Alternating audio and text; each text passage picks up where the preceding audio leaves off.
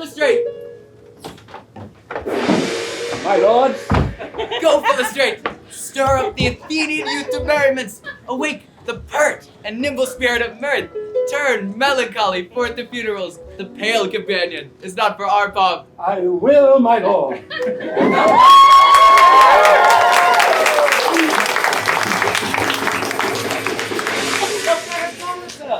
Our nuptial hour draws on apace. 4 happy days bring in another moon, but methinks how slow this old moon wanes. She lingers by desires like to a stepdame or a dowager, long withering out a young man's revenue. 4 days will quickly steep themselves in night. 4 nights will quickly dream away the time. And then the moon, like to a silver bow new bent in heaven, shall behold the night of our solemnities. Hippolyta, I wooed thee with my sword and won thy love doing thee injuries. But I will wed thee in another key, with pomp, with triumph, and with reveling. Happy be Theseus, our renowned Duke. Thanks, good Aegeus. What's the news with thee? Full of vexation come I with complaint against my child, my daughter Hermia. Stand forth, Demetrius. My noble lord, this man hath my consent to marry her. Stand forth, Lysander. Stand forth, Lysander. And my gracious Duke, this man hath bewitched the bosom of my child. Thou Lysander, thou hast given her rhymes and interchanged love tokens with my child. Thou hast by moonlight at her window sung, with feigning voice verses of feigning love, and stolen the impression of her fantasies, with bracelets of thy hair, rings, gauds, conceits, knacks, trifles, nosegays, sweetmeats, messengers of strong prevailment in unhardened youth. With cunning hast thou filched my daughter's heart, turned her obedience, which is due to me, to stubborn harshness. And, my gracious Duke, be it so, she will not hear before your grace consent to marry with Demetrius. I beg the ancient privilege of Athens. As she is mine, I may dispose of her, which shall be either to this gentleman or to her death, according to our law immediately provided in that case. What say you, Hermia? Be advised, fair maid, to you, your father should be as a god, one that composed your beauties, yea, and one to whom you're but a form in wax by him imprinted, and within his power to leave the figure or disfigure it. Demetrius is a worthy gentleman. So is Lysander. In himself he is, but in this kind, wanting your father's voice, the other must be held the worthier. I would my father looked but with my eyes. Rather, your eyes must with his judgment look. I do entreat your grace to pardon me. I know not by what power I am made bold, nor how it may concern my modesty in such a presence here to plead my thoughts. But I beseech your grace that I may know the worst that may befall me in this case if I refuse to wed Demetrius. Either to die the death, or to abjure forever the society of men. Therefore, fair Hermia, question your desires. Know of your youth, examine well your blood, whether, if you yield not to your father's choice, you can endure the livery of a nun. For I to be in a shady cloister mute, to live a barren sister all your life, chanting faint hymns to the cold, fruitless moon. Thrice blessed be they that master so their blood to undergo such maiden pilgrimage. But earthlier happy is the rose distilled in that, which, withering on the virgin thorn, grows, lives, and dies in single blessedness. So will I grow, so live, so die, my lord, ere I will yield my virgin patent up unto his lordship, whose unwished yoke my soul consents not to give sovereignty. Take time to pause, and by the next new moon, the sealing day, betwixt my love and me for everlasting bond of fellowship, upon that day, either prepare to die for disobedience to your father's will, or else to wed Demetrius, as he would, or on Diana's altar, to protest for high austerity and single life. Relent, sweet Hermia, and Lysander, yield thy crazed title to my certain right. You have her father's love, Demetrius. Let me have Hermia's. Do you marry him. Scornful Lysander! True, he hath my love, and what is mine, my love shall render him. And she is mine, and all my right of her I do estate unto Demetrius. I am, my lord, as well derived as he, as well possessed. My love is more than his. My fortunes every way as fairly ranked, if not with vantage as Demetrius. And which is more than all these boasts can be, I am beloved of beauteous Hermia. Why should I not then prosecute my right? Demetrius, I'll avouch it to his head, made love to Nedar's daughter Helena, and won her soul. And she, sweet lady, dotes, devoutly dotes in idolatry, on a spotted and inconstant man. I must confess I have heard so much, and with Demetrius thought to have spoke thereof. But being overfull of self-affairs, my mind did lose it. But Demetrius, come, Aegeus, you shall go with me. I have some private schooling for you both. For you, fair Hermia, look you arm yourself to fit your fancies to your father's will, or else the law of Athens yields you up, which by no means we may extenuate, to death or to vow of single life. Come, my Hippolyta, what cheer my love.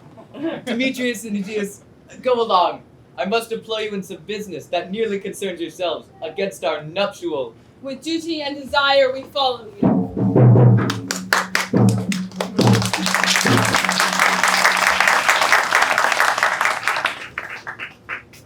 How now, my love? Why is your cheek so pale?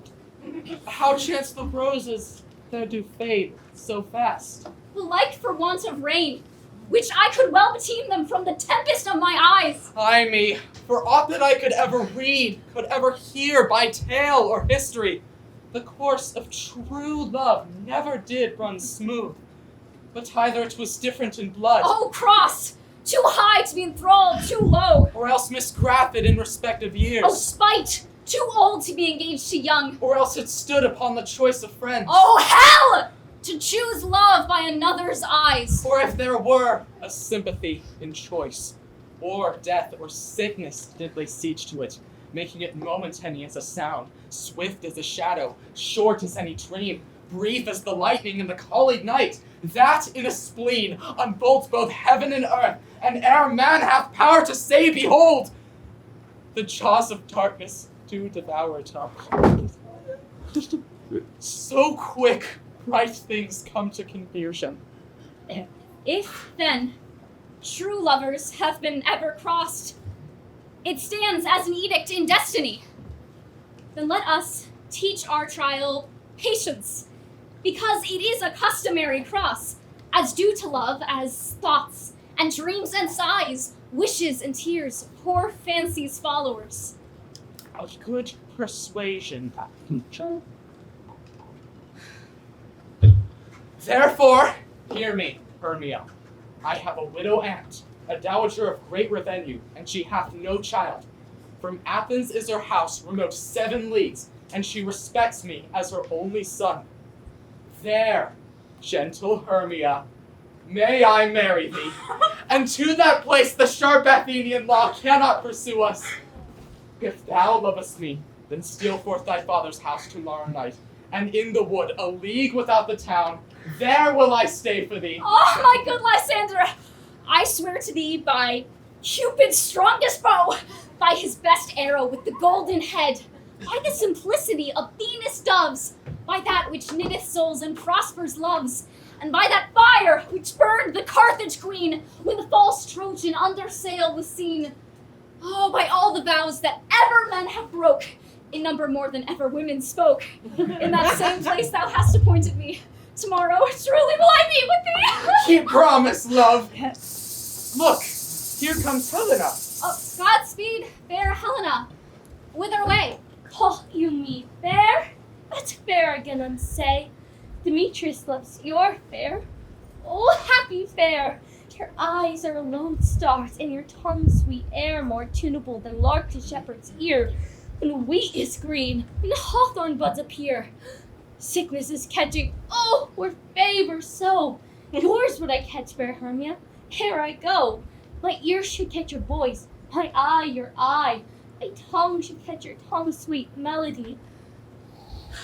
Were the world mine, Demetrius being baited, the rest I give to be to you translated.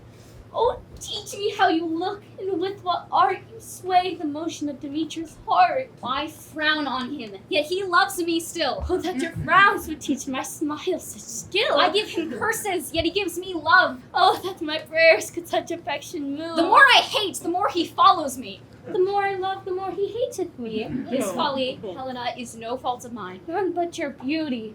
Would that fault were mine. Take comfort. He no more shall see my face. Lysander and myself will fly this place. Helen, to you our minds we will unfold.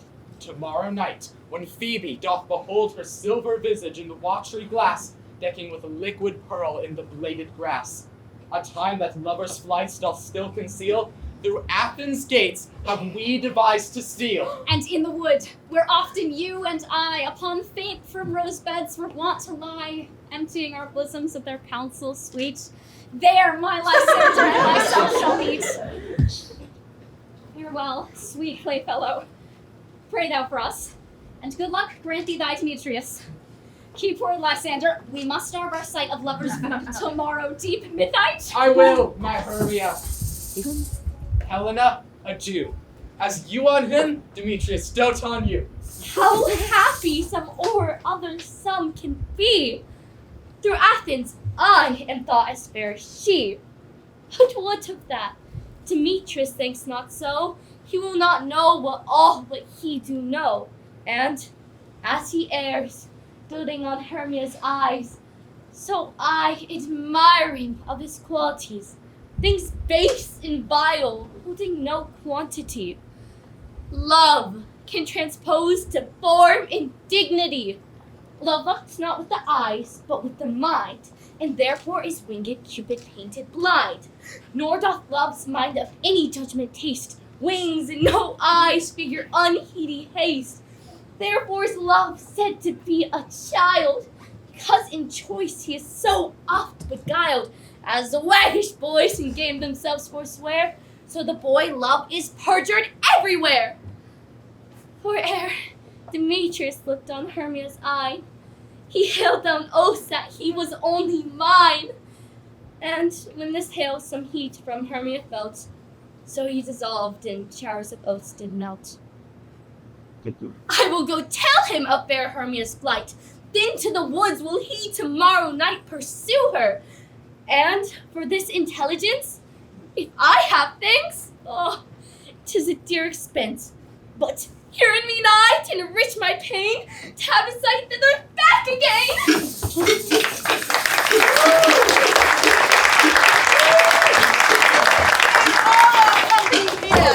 You were best to call them generally, man by man, according to the script. Here is the scroll of every man's name which is thought fit through all of Athens to play in our interlude before the Duke and the Duchess on his wedding day at night. First, good Peter Quince, say what the play treats on, then read the names of your actors, and so row to a point. Marriage. Our play is the most lamentable comedy and most cruel deaths of Pyramus and Thisbe. Oh, a very good piece of work, I assure you. And I'm married. Now, good Peter Quince, call forth your actors by the scrolls. Oh, masters, spread yourselves. Answer as I call you, Nick Bottom, the Weaver. Oh, ready. Name what part I am for and proceed. You, Nick Bottom, are set down for Pyramus. Oh, I'm Pyramus. I'm here to... What is Pyramus? A lover or a tyrant? A lover that kills himself most gallant for Oh. love. That will ask some tears in a true performing of it. If I do it, let the audience look to their eyes. Oh, I will move storms. I will condole in some measure. Oh, to the rest. Francis. Yet, my chief humor is for a tyrant. I could play Hercules rarely, or a part to Terracatin to make all split. The raging rocks and shivering shocks will break the locks of prison gates, and Phoebus' calm will shine from far and make and mar the foolish fates. This was Lofty. Now name the rest of the players. Francis. This is Hercules' vein, a tyrant's vein. Oh, a lover is a lover is more condoling. Francis Flute. Oh. The bellows mender. Here, Peter Quince. Flute. You must play Thisby's. You must take Thisby on you. What is Thisby? A wandering knight? It is the lady that Pyramus must love. Nay, let not me play a woman. I've a beard. Where? Coming. That's all one. You shall play it in a mask, and you may speak as small as you will. And I may hide my face. Let me play Thisby too. I'll speak in a monstrous voice. Oh. Disney. Pyramus, my lover dear. Thy Thisby dear and lady dear. No! You must play Pyramus. And Flute, you Thisby. Well, proceed. Robin Starveling, the tailor. Here, Peter Quince. Robin Starveling, you must play Thisby's mother. Out! The teacup. Here, Peter Quince. You must play Pyramus's father. Myself, Thisby's father. Snug the joiner! Yes. You the lion's Oh, part! Peter. And I hope here was a play fitted. Have you the lion's part written? If it be, give it me, for I am so steady. You may do it. Exempore! For it is nothing but roaring. Roaring! Let me play the lion too. I'll roar you that I'll do any man's heart good to hear me. I'll roar you that I'll make the Duke said, let him roar again. Let him roar again. And you should do it too terribly that you would fight the Duchess and the ladies that they would shrink. And that's enough to hang us all. Every Every son. mother's son. I grant you, friends, if you should fright the ladies out of their wits, they would have no more discretion but to hang us. But I will aggravate my voice so that I will roar you as gently as any sucking dove. I will roar you and twirl any nightingale. You can play no part but Pyramus. Oh! For Pyramus is a sweet-faced man. Proper man as one shall see on a summer's day. A most lovely, gentle manhood man. Therefore, you must needs play Pyramus. Well, I will undertake an answer. What beard were I best to play it in? By what you will. I will discharge it in either your straw-colored beard, your orange tawny beard, your purple and brain beard, or your French crown-colored beard, or your perfect yellow. Some of your French crowns have no hair at all, and then you must play it bareface. But masters! Here are your parts, and I am to entreat you, request you, and desire you to conjure by tomorrow night and meet me in the palace woods, a mile out of town, by moonlight. There we will rehearse, but if we meet in the city, we will be dogged with company, and our devices known.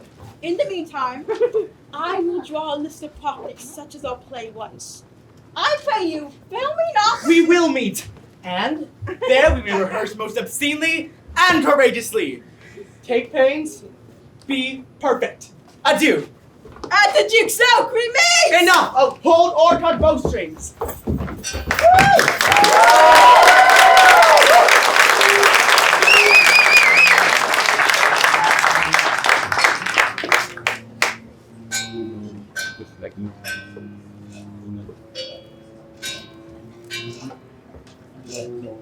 So.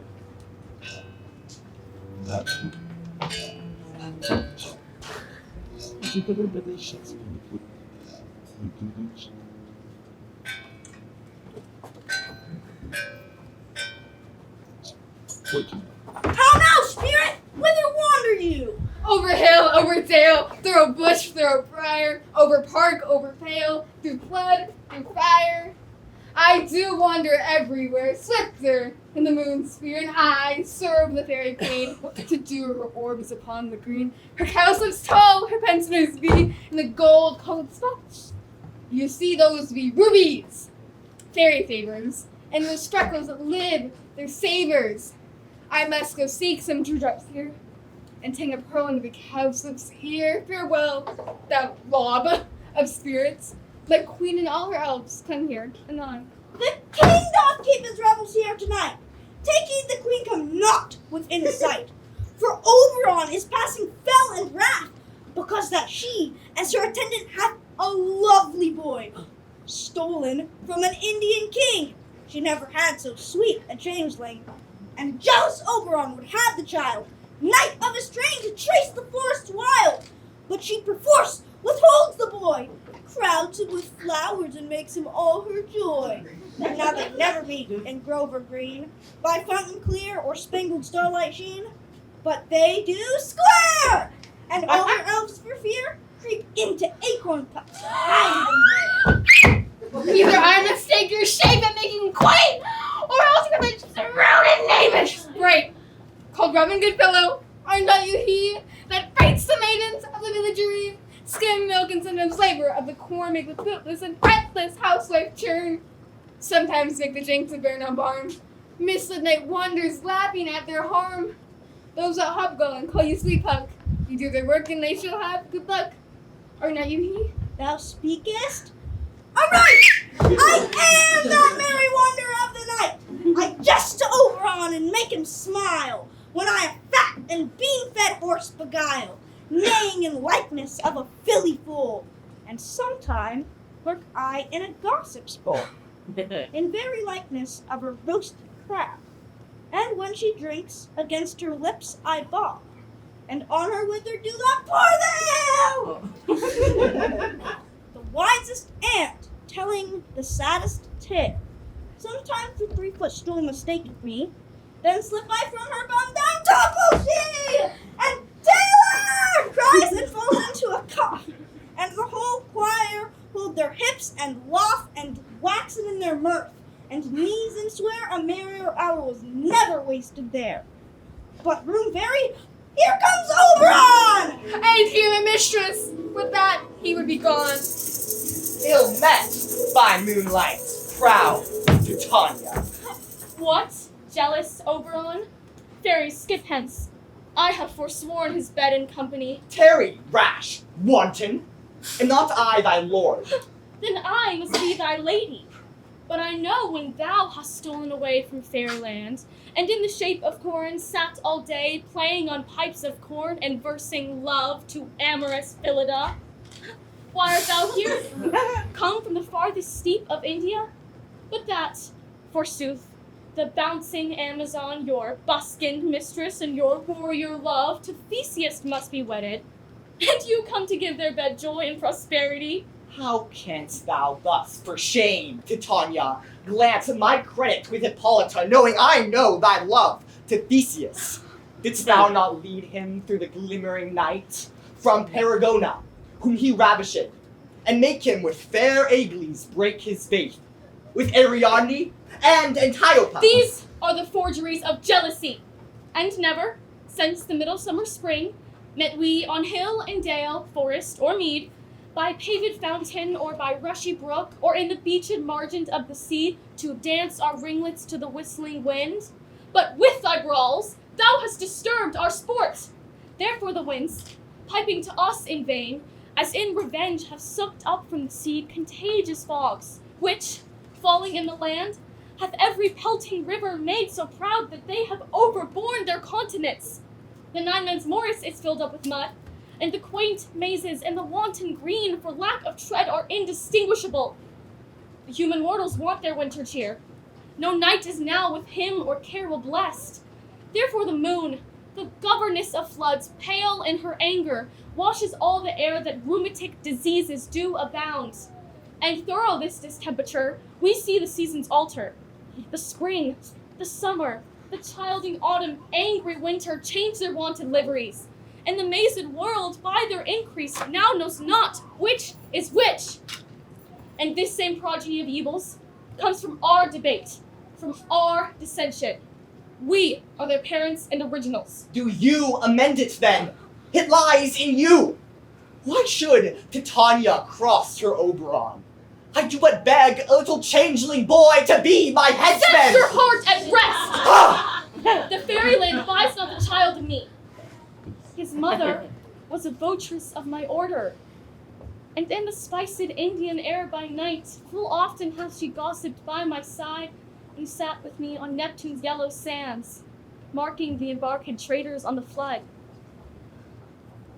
When we have laughed to see the sails conceive and grow big-bellied with the wanton wind, but she, with pretty and with swimming gait, following, her womb then rich with my young squire would imitate, and sail upon the land to fetch me trifles and return again, as from a voyage, rich with merchandise. But she, being mortal, of that boy did die. And for her sake do I rear up her boy. And for her sake I will not part with him. How long within this wood intend you stay? Perchance till after Theseus' wedding day. If you will patiently dance in our round and see our moonlight revels, go with us. If not, shun me, and I will spare your haunts. Give me that boy, and I will go with thee. Not for thy fairy kingdom. Fairies, away. We shall chide downright if you stay. Well, go thy way. Thou shalt not from this grove till I torment thee for this injury. My gentle Puck, come hither. Thou rememberest since once I sat upon a promontory and heard a mermaid on a dolphin's back uttering such dulcet and harmonious breath that the rude sea grew civil at her song, and certain stars shot madly from their spheres to hear the sea maid's music. I remember. That very time I saw, but thou couldst not, flying between the cold moon and the earth, Cupid, all armed.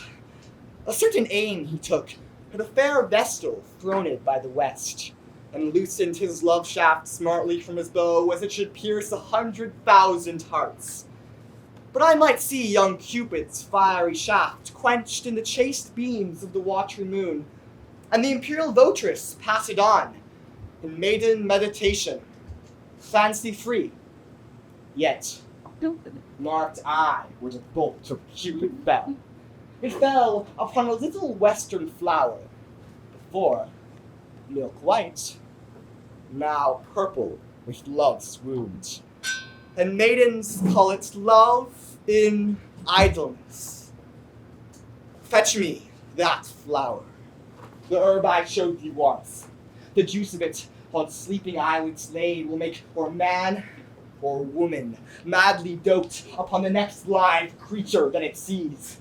Fetch me this herb, and be thou here again ere the Leviathan can swim a league. I'll put a girdle round about the earth in 40 minutes. Having once this juice, I'll watch Titania when she is asleep, and drop the liquor of it in her eyes.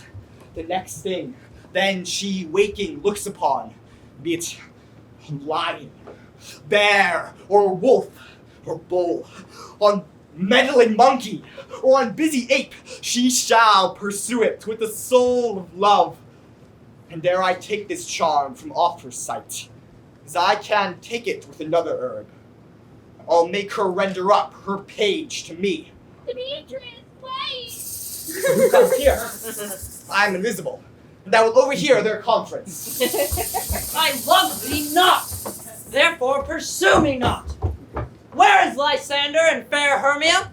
The one I'll slay, the other slayeth me. Thou told me they were stolen unto this wood, and here am I, and wood within this wood, because I cannot meet my Hermia. Hence, get thee gone and follow me no more. You draw me, you hard-hearted adamant. But yet you draw not iron, for my heart is true as steel. Leave your power to draw, and I shall have no power to follow you. Do I entice you? Do I speak you fair? Or rather, do I not in plainest truth tell you I do not, nor I cannot love you? And even for that, do I love you the more? I'm your spaniel, Demetrius. The more you beat me, I will fawn on you. Use me as your spaniel. Spurn me, strike me, neglect me, lose me, only give me leave, unworthy as I am, to follow you. What a worser place can I beg in your love, and yet a place of high respect to me than to be used as you use your dog. Tempt not too much the hatred of my spirit, for I am sick when I do look on thee. I'm sick when I look not on you. You do impeach your modesty too much to leave the city and commit yourself into the hands of one who loves you not. Your virtue is my privilege, for that it is not night when I do see your face. Therefore, think I'm not in the night, nor doth this wood lack any worlds of company, for you, in my respect, are all the world. Then how can it be said that I'm alone when the whole world is here to look on me? I'll run from thee and hide me in the brakes and leave thee to the mercy of wild beasts. The wildest have not such a heart as you. Run when you will. The story shall be changed. Apollo flies and Daphne holds a chase. The dove pursues a griffin. The mild hind may speed to catch the tiger. Bootless speed when cowardice pursues and valor flies. I'll not stay thy question. Let me go, or if thou follow me, do not believe but I shall do thee mischief in the wood. Aye, in the temple, in the town, in the field, you do me mischief. Why, Demetrius? Your wrongs do set a scandal on the sex. We cannot fight for love as men may do. We should be wooed, and we're not made to woo. Yeah! How will we make a heaven of hell to die upon the hand that I love so well? Fare thee well, Nick. Dare to leave this grove, thou shalt fly him, and he shall seek thy love. Hast thou the flower there? Welcome, wanderer. Aye, there it is! Lady, give it me. I know a bank where the wild thyme blows, where ox slips and the nodding violet grows, quite over canopy with luscious woodbine, with sweet musk roses, and with eglantine. There sleeps Titania sometime of the night, lulled in these flowers with dances and delight.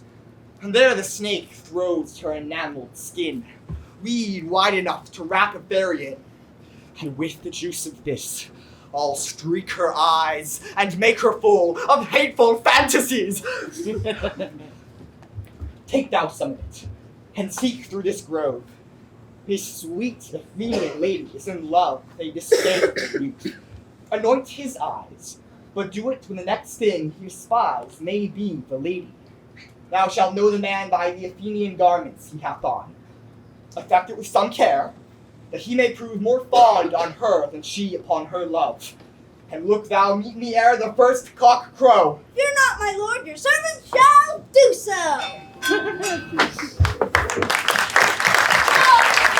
Now, a roundel and a fairy song.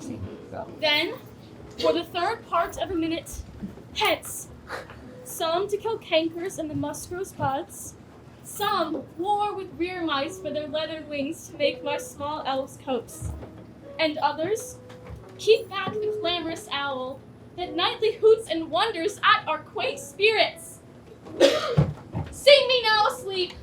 Then, to your offices, and let me rest. Spotted seats with double done. Morning and Charles be not seen. News and bright birds do no wrong. On nothing our fairy queen.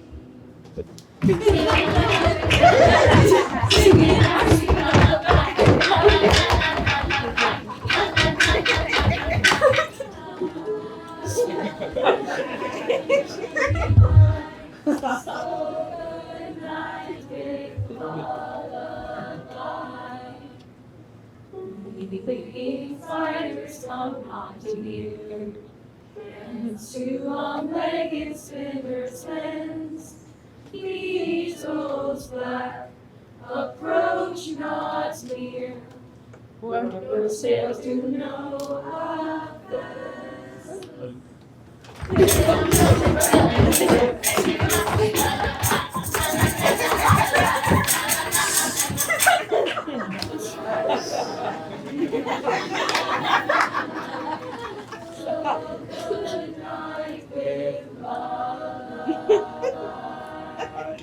Heads away now, all is well. One aloof, stand sentinel.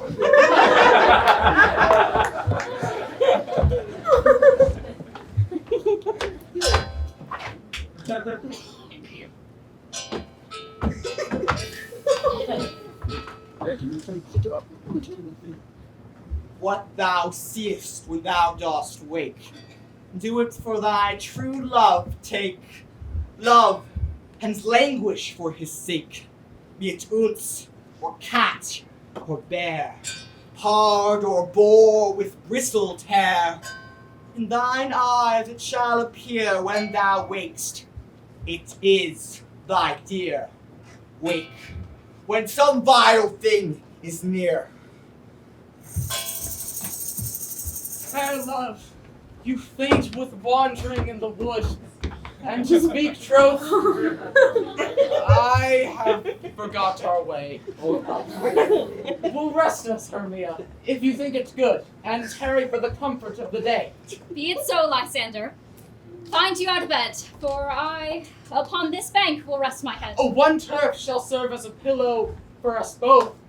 One heart, one bed, two bosoms, and one stroke. Nay, good Lysander. For my sake, dear, lie further off yet. Do not lie so near. Oh, take the sense sweet of my innocence. Love takes the meaning in love's conference. I mean that my heart unto yours is knit, so that but one heart we can make of it. Two bosoms interchained with an oath, so then two bosoms and a single troth. Then by your side no bedroom me deny, for lying so, Hermia, I do not lie. Lysander riddles very prettily. Now, much beshrew my manners and my pride if Hermia meant to say Lysander lied. But, gentle friends, for love and courtesy, lie further off in human modesty. Such separation, as may well be said, becomes a virtuous bachelor and a maid. So far be distant, and good night, sweet friend. Thy love ne'er alter till thy sweet life end. Amen, amen, to that fair prayer say I. And then end life when I end loyalty. Here is my bed. Sleep give thee all his rest. With half that wish, the wisher's eye be pressed. Through the forest have I gone, but Athenian found I none, on whose eyes I might approve this flower's force in stirring love. Not in silence. Who is here? Weeds of Athens he doth wear. This is he, my master said, despising the Athenian maid. And here the maiden, sleeping sound on the dank and dirty ground. Pretty soul, she does not lie near this black love, this guilt courtesy. Churl, upon thy eyes I throw all the power this charm doth owe. When thou wakest, let love forbid sleep his seat on thy eyelid. So awake when I am gone, for I must now do overrun. Stay. Do thou kill me, sweet Demetrius. I charge thee hence, and do not haunt me thus. Oh, wilt thou darkly leave me? Do not so. Stay on thy peril. I alone will go. Oh, I'm out of breath from this fond chase. The more my prayer, the lesser is my grace. Happy is Hermia, whereso she lies, for she hath blessed and attractive eyes. No, I am as ugly as a bear. For beasts that meet me run away for fear. Therefore, no marvel though Demetrius do as a monster fly my presence thus. But who is here?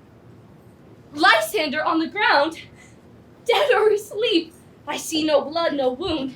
Lysander, if you live, good sir, awake. And run through fire I will for thy sweet sake. Transparent Helena, nature shows art that through thy bosom makes me see thy heart. Where is Demetrius? Oh, how fit a word is that vile name to perish on my sword! Do not say so, Lysander, say not so. What, though he love your Hermia? Lord, what though? Yet Hermia still loves you, then be content. Content with Hermia? No, I do repent the tedious minutes I with her have spent. Not Hermia, but Helena I love. Who will not change a raven for a dove? The will of man is by his reason swayed, and reason says you are the worthier maid. Things growing are not ripe till their season, so I, being young till now, ripe not to reason. And touching now the point of human skill, reason becomes the marshal to my will, and leads me to your eyes, where I overlook love stories written in love's richest book. Wherefore was I to this keen mockery born? When at your hands did I deserve this scorn? Is it not enough? Is it not enough, young man, that I never did, no, nor never can, deserve a sweet look from Demetrius' eye? But you must flout my insufficiency? Good troth you do me wrong, good sooth you do, such a disdainful manner me to woo. But, fare you well, perforce I must confess, I thought you a lord of more true gentleness. Oh, the lady of one man refused should of another therefore be accused. She sees not Hermia. Hermia, sweep thou there, and never mayest thou come Lysander near. For as a surfeit of the sweetest things, the deepest loathing to the stomach brings, or as the heresies that men do weave, are hated most of the ones they did deceive. So thou, my surfeit and heresy, of all be hated, but the most of me, and all my powers, address your love and might to honor Helen, and to be her knight. Help me, Lysander! Help me! Do thy best to pluck this crawling serpent from my breast! Ay me, for pity.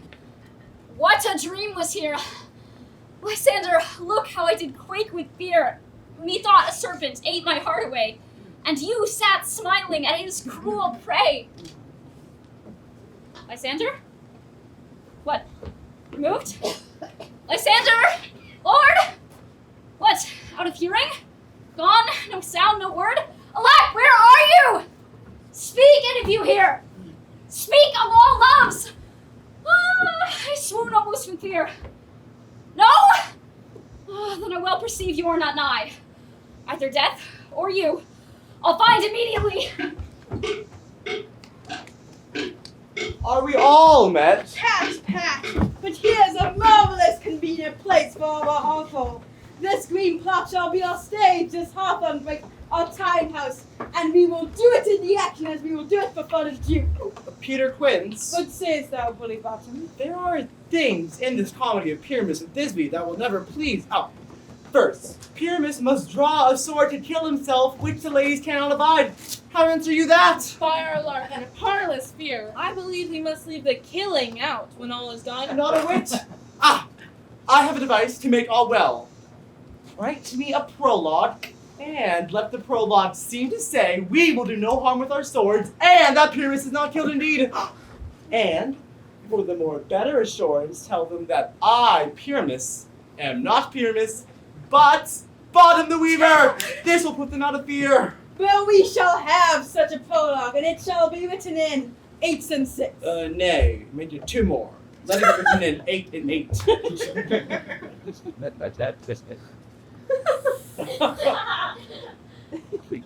Will not the ladies be afeard of the lion? I fear it, I promise you. Masters, you ought to consider with yourselves to bring in, God shield us, a lion among ladies is the most dreadful thing. For there is not a more dreadful wildfowl than your lion living, and we ought to look to it. Therefore, another prologue must tell he is not a lion. Nay, you must name his name, and half his face must be seen through the lion's net, and he himself must speak through, saying thus, or to the same effect, ladies, or fair ladies, I would entreat you not to fear, not to tremble, my life for yours. If you think I come hither as a lion, for the pity of my life. No, I am no such thing. I am a man as other men are. And there indeed, let him name his name and tell them plainly he is... Snap the joiner! Well, it shall be so, but there are 2 hard things. That is to bring moonlight into a chamber, for Pyramus and Thisbe meet by moonlight. Doth the moon shine that night we play our play? A calendar! Look in the almanac. Find out moonshine. Yes, it does shine that night! Why? Then may you leave a casement of the great chamber window where we play open, and may the moon shine in at the casement. Aye. Or else, one must come in with lantern and bush of thorn and say he comes to present or disfigure the parson of moonshine. Then there is another thing. We must have a wall in the great chamber, for Pyramus and Thisbe, says the story, to talk through the chink of a wall. You can never bring in a wall. What say you, Bottom? Why? Then some man or other must present wall, and let him have some plaster or some loam or some rough cast about him to signify wall, or let him hold his fingers thus, and through that cranny shall Pyramus and Thisbe whisper. If that may be, then all is well. Come, sit yourself down, heavy mother's son, and we'll ask your parts. Pyramus, you begin. And when you have spoken your speech, enter into that way. And so everyone, according to his cue. What happened on top of the swaggering here? So near the cradle of the fair thing. What? A play tour? I'll be an auditor. An actor too, perhaps, if I see cause. Speak, Pyramus! Thisbe, stand for. Thisbe, the flowers of odious savor sweet. Odors. Oh, odors. Odors savor sweet. So hath thy breath, my dearest Thisbe dear. But hark! A voice! Stay thou but here a while, and by I will to thee appear. A stranger Pyramus than e'er played here. Must I speak now? Aye, Mary must you. For you must understand, he goes but to see a noise that he heard, and is to come again. Most radiant Pyramus, most lily-white of hue, of color like the red rose on triumphant spire, most briskly juvenile, and eke most lovely jewel, as truest horse, that yet would never tire. I'll meet thee, Pyramus, at Ninny's tomb! Mine is too, man! Why, you mustn't say that yet. That you answer to Pyramus. You speak all your parts at once, cues and all. Pyramus, enter, your cue is past. It is never tire. Oh! as truest horse, that yet would never tire. If I were only thine! Monsters, oh sweet! We are hunted! Flame monsters! Why did they run away? Did you make a neighbor of me? What of the heart change? What do I see on thee? What do you see? Do you see an asshead of your own, do you? Bless me, Father, bless me! No! Oh, I see their knavery. This is to make an ass of me. Strike me if they could, but I will not stir from this place. Do what they can. I will walk up and down here, and I will sing that they shall hear. I'm not afraid. Oh, the ouzel cock so black of hue with orange tawny bill.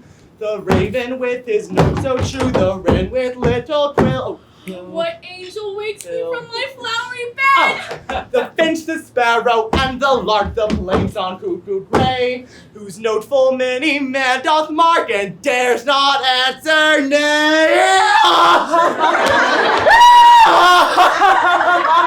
For indeed, who would put his wit to so foolish a bird?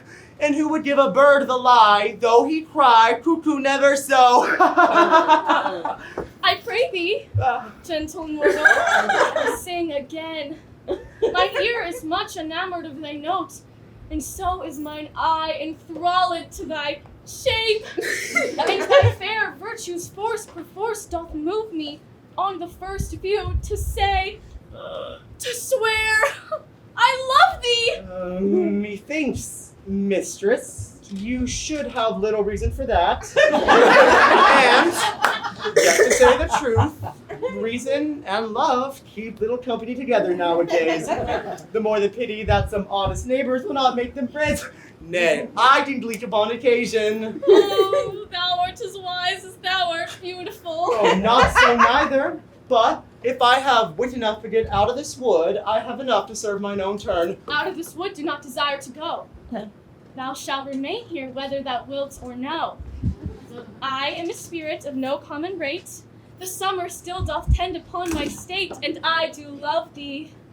Therefore go with me. I'll give thee fairies to attend on thee, and they shall fetch thee jewels from the deep, and sing while thou on pressed flowers dost sleep. And I will purge thy mortal grossness so that thou shalt like an airy spirit go! Peace blossom, cobweb, moth, and mustard seed! Ready. And I. Where shall we go? Be kind and courteous to this gentleman. Hop in his walks and gambol in his eyes. Feed him with apricots and dewberries, with purple grapes and green figs and mulberries. The honey bags steal from the humble beast.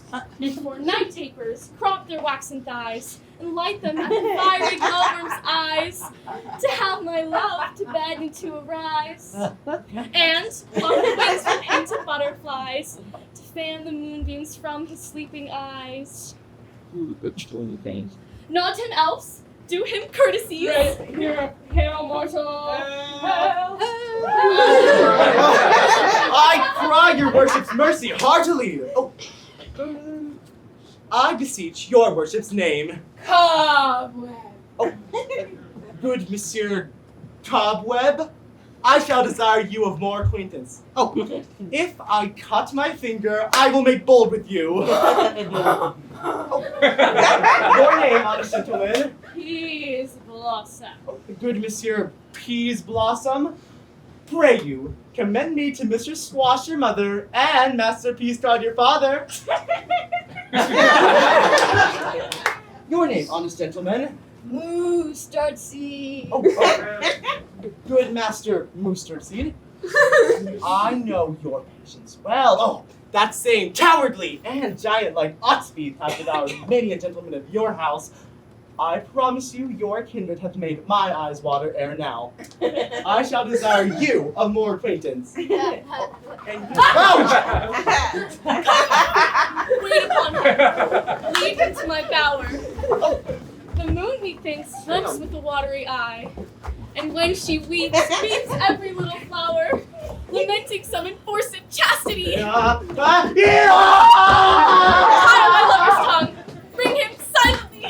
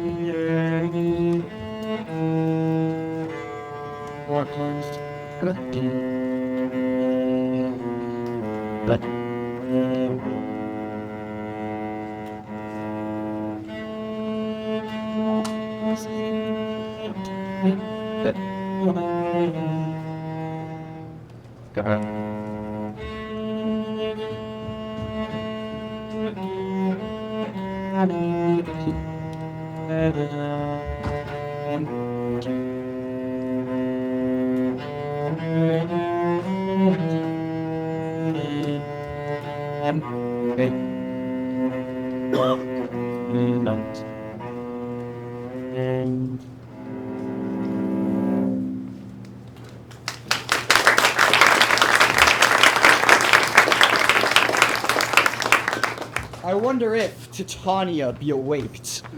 Then what it was the next came in her eye, which she must dote on in extremity. Here comes my messenger. How now, my spirit? What night rule now about this haunted grove? My mistress with the monster is in love! What's that? Everybody there. Near to her close and consecrated bower, while she was in her dull and sleeping hour, a crew of hatches, rude mechanicals, were met together to rehearse the play, intended for great thesis nuptial day. The shallowest thickskin of that barren sort, who peerless presented in their sport, forsook his scene and entered in a break, when I did him at this advantage take. An ass's nose I fix it on his head. Anon his thisbe must be answered, and forth my mimic comes. When they him spy, as wild geese that the creeping fowler eye, sever themselves and madly sweep the sky, so at his sight away his fellows fly. I led them on in this distracted fear, and left sweet Pyramus translated there. And in that moment, so it came to pass, that Titania waked, and straightway loved an ass! This falls out better than I could devise! But hast thou yet latched to the Athenian's eyes with the love truths as I bid thee do? I took him sleeping, that is finished too, and the Athenian woman by his side, that when he waked, of force she must be I. Stand close. This is the same Athenian. This is the woman, but not Christopher. Well, why rebuke you him that loves you so? Like breath so bitter on your bitter foe. Now I but chide, but I should use thee worse. For thou, I fear, hast given me cause to curse. If thou hast slain Lysander in his sleep, being overshoes in blood, plunge in the deep and kill me too. It cannot be, but thou hast murdered him. So should a murderer look, so dead, so grim. So should the murdered look, and so should I, pierced through the heart with your stern cruelty. Yet you, the murderer, look as bright, as clear as yonder Venus in her glimmering sphere. What's this to my Lysander? Where is he? Ah, good Demetrius, wilt thou give him me? I'd rather give his carcass to my hounds. Out, dog. Out, cur, thou striving past the bounds of maiden's patience. Hast thou slain him then? Henceforth be never numbered among men. Oh, once tell true even for my sake. Durst thou have looked upon him being awake, and hast thou killed him sleeping? Oh, brave touch! Could not a worm, an adder, do so much? You spend your passions on a misprized mood. I am not guilty of Lysander's blood, nor is he dead. For aught that I can tell. Tell me then that he is well. And if I could, what should I get there for? A privilege never to see me more. And from my haunted presence part I so. See me no more, whether he be dead or no. There is no following her in this fierce pain. Here, therefore, for a while I will remain. What hast thou done? Thou hast mistaken quite, and laid the love juice on some true love sight. Of thy misprison must perforce ensue some true love turned, and not a false turned true. Then fate overrules that one man holding truth, a million fail, confounding both on oath. About the wood go swifter than the wind, and Helena of Athens look thou find. All fancy thick she is, and pale of cheer, with sighs of love that cost the fresh blood dear. By some illusion see thou bring her here, all charm his eyes against she do appear. I go, look how I go. Arrow from the Tartar's feather. Go!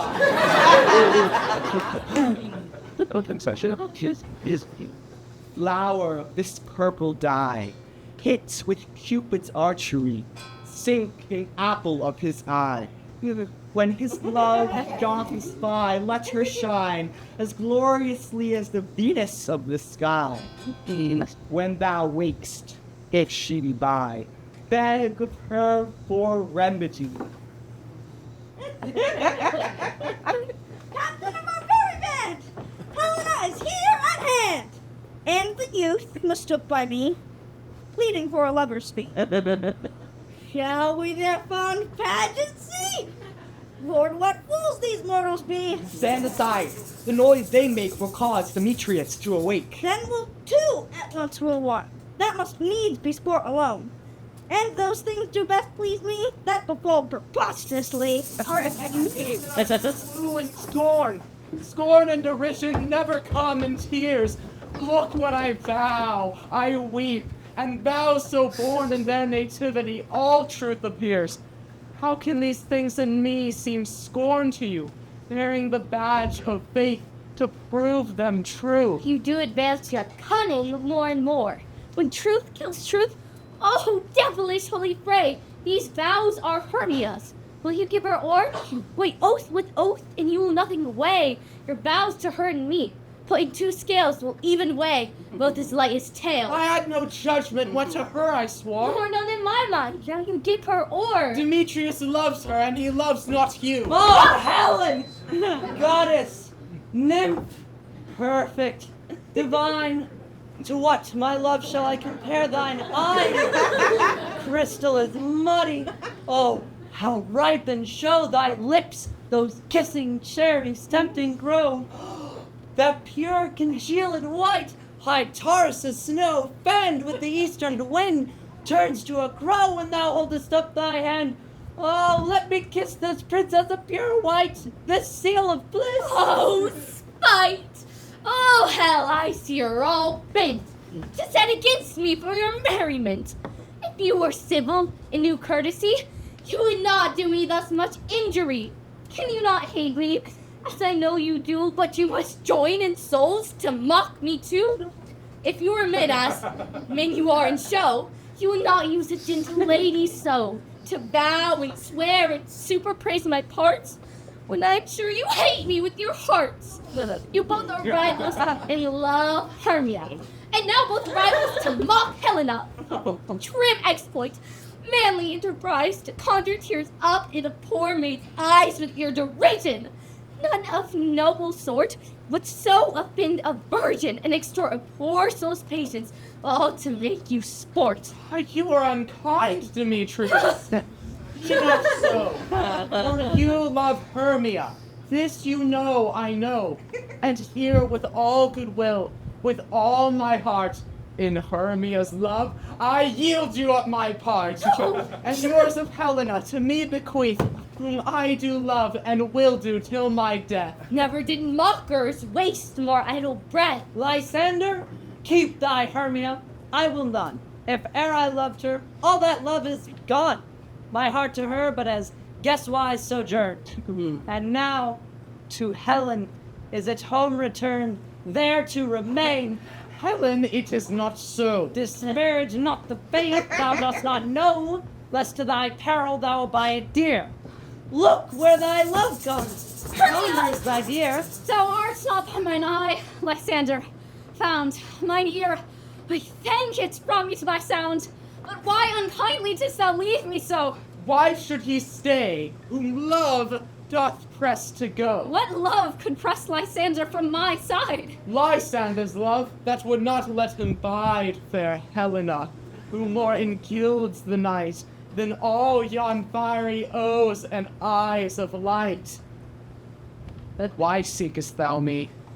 Could not this make thee know the hate I bear thee made me leave thee so? You speak not as you think. It cannot be. Oh, she is one of this confederacy. Now I perceive they have conjoined all three to fashion this false court in spite of me. Injurious Hermia, most ungrateful maid, have you conspired? Have you with these contrived to bait me with this foul derision? Is all the counsel that we two have shared, the sisters' vows, the hours we have spent? Oh, it's all forgot? Our school days friendship, childhood innocence. We, Hermia, like two artificial gods, with our needles created both one flower, both on one sampler, sitting on one cushion. Both warbling of one song, both in one key, as if our hands, our sides, voices and muscles have been incorporate. And will you rent our ancient love asunder to join with men in scorn of your poor friend? It is not friendly. 'Tis not maidenly. Our sex, as well as I, may chide you for it, though I alone do feel the injury. I am amazed at your words. I scorn you not. It seems that you scorn me. Have you not set Lysander, as in scorn, to follow me and praise my eyes and face, and made your other love, Demetrius, who even but now did spurn me with his foot, to call me goddess, nymph, divine and rare, precious, celestial? Wherefore speaks he this to her he hates? And wherefore doth Lysander deny your love, so rich within his soul and tender me? Forsooth affection, but by your setting on, by your consent. I understand not what you mean by this. I do. Persever, counterfeit, sad looks, make mouths upon me when I turn my back. Oh, the sweet jest of this sport, well carried, shall be chronicled. If you have any pity, grace, or manners, you will not make me such an argument. But fare you well. 'Tis partly my own fault, which death or absence shall soon remedy. Stay, gentle Helena. Hear my excuse. My love, my life, my soul, fair Helena. Oh, excellent. Sweet, do not scorn her so. If she cannot entreat, I can compel. Thou canst compel no more than she entreats. Thy threats have no more strength than her weak prayers. Helen, I love thee. By my life, I do. I swear by that which I would lose for thee, to prove him false that says I love thee not. I say I love thee more than he can do. If thou say so, withdraw and prove it too. Quick, come. Lysander, where to tends all this? Away, you vile pest! No, sir, yield. Seem to break loose. Take on as you would follow, but yet come not. You are a tame man. Go! Hang off, thou cat! Thou burr, vile thing, let loose, or I will shake thee from me like a serpent. Why are you grown so rude? What changes this sweet love? Thy love, out, scrawny squirts, out. Out, loathen medicine! Oh, hated potion head! Do you not jest? Yes, Susan, so do you. Demetrius, I will keep my word with thee. I would I had your bond, for I perceive a weak bond holds thee. I'll not trust your word. What? Should I hurt her, strike her, kill her dead? Although I hate her, I'll not harm her so. What? Can you do me greater harm than hate? hates me. Wherefore? What news, my love? And am I not Hermia? Are you not Lysander? I am as fair now as I was erewhile. Since the night you loved me, yet since night you left me. Within you left me. Oh, the gods forbid. In earnest, shall I say? I, by my life, and never did desire to see thee more. Therefore be out of hope, of question, of doubt. Be certain nothing truer, 'tis no jest that I do hate thee and love Helena. Oh, me. You juggler! You canker blossom! You thief of love! What, have you come by night and stolen my love's heart from him? Bide it, faith! Have you no modesty? No maidenship? No touch of bashfulness? What? Fleeter impatient answers from my gentle tongue? Bye, you counterfeit! You puppet, you puppet! Why so? Aye, that way goes the game. Now, I do perceive that she hath made compare between our statures. No! She hath urged her height, and with her personage, her tall personage, her height, forsooth, she hath prevailed with him. Were you correct? So high it is esteemed, because I am so dwarfish and so low. How low am I, thou painted maypole? Speak! How low am I? I'm not yet so low, but that my nails can reach unto that. You won't gentlemen! Let her not hurt me! I was never cursed! Let her not strike me! You perhaps may think because she is something lower than myself that I can match her! Lower! Again! Good Hermia! Do not be so bitter with me! I ever more did love you, Hermia. Did ever keep your counsels. Never wronged you. Save that in love unto Demetrius I told him of your stealth into this wood. What? Now let me quite go. That until I bear my folly back and follow you no further. Let me go. You see how simple and how fond I am. Why, get you gone. Who is that hinders you? A foolish heart that I leave here behind. What with Lysander? Demetrius! Be not afraid, she shall not harm thee, Helena. No, sir, she shall not, though you take her part. Oh, when she is angry, she is keen and shrewd. She was a vixen when she went to school. Though she be but little, she is fierce. Little! Again! Nothing but low and little. Why will you suffer her to flout me thus? Let me come to her! Get you gone! You dwarf! You minimus of hindering not grass made! You bead! You acorn! You are too officious in her behalf that scorns your services. Let her alone. Speak not of Helena, take not her part.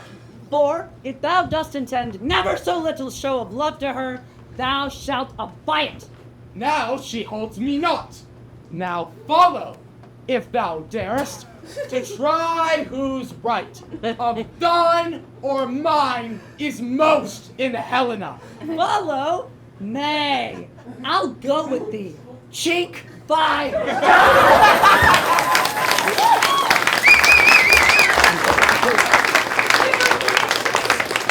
All this toil is long of you.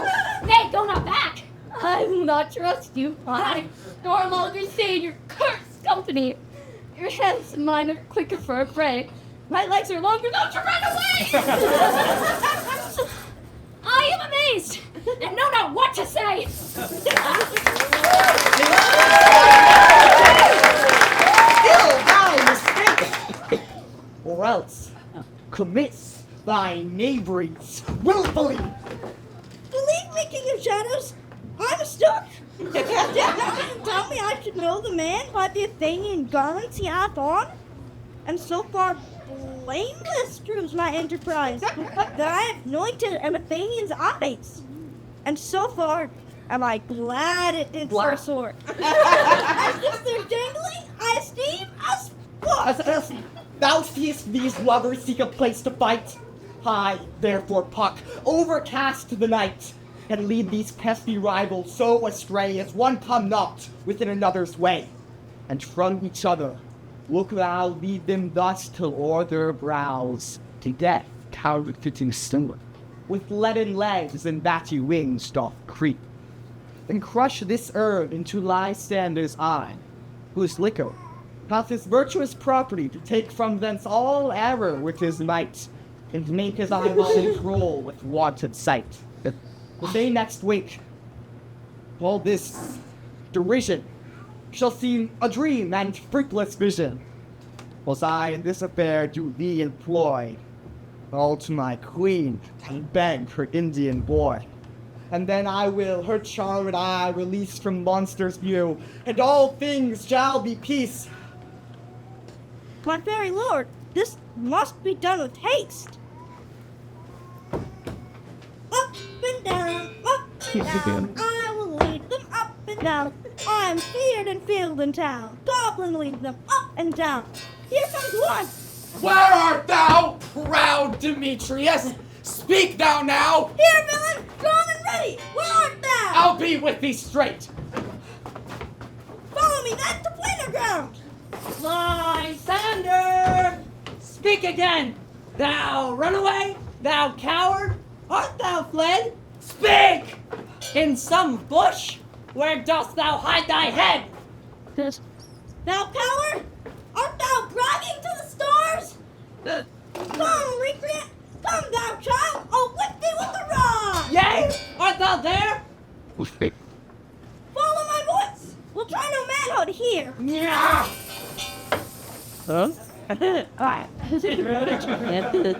He goes before me, and still dares me on. When I come where he calls, then he is gone. The villain is much lighter heeled than I. I followed fast, but faster he did fly. That fallen am I in dark, uneven way, and here will rest me. Yep. Come, thou gentle day, for if but once thou show me thy grey light, I'll find Demetrius and revenge this spite. Ho, ho, ho, coward! Why comest thou not? Abide me, if thou darest, for well I wot thou runst before me, shifting every place, and darest not stand nor look me in the face. Where art thou now? Come hither! I'm here! Nay, then thou mockest me. Thou shalt find this dear if ever I thy face by daylight see. Now go thy way. Faintness constraineth me to measure out my length on this cold bed. By day's approach, look to be visited. Yet the three? Yep. Oh, weary night. Oh, woe, tedious night. Repeat thy hours. Shine comforts from the east that I may back to Athens from these of my poor completed tent. And sleep that sometimes shuts up sorrow's eye. Steal me a while from mine own company. Yet but three? Come and more. Two of both kinds to make up for. Here she comes, cursed and sad. Cupid is a knavish lad, thus would make poor females mad. Never so weary, never so in woe, bedabbled with the dew and torn with briars. I can no further crawl, no further go. My legs can keep no pace with my desires. Here will I rest me to the break of day, and then shield Lysander if they me in a fray.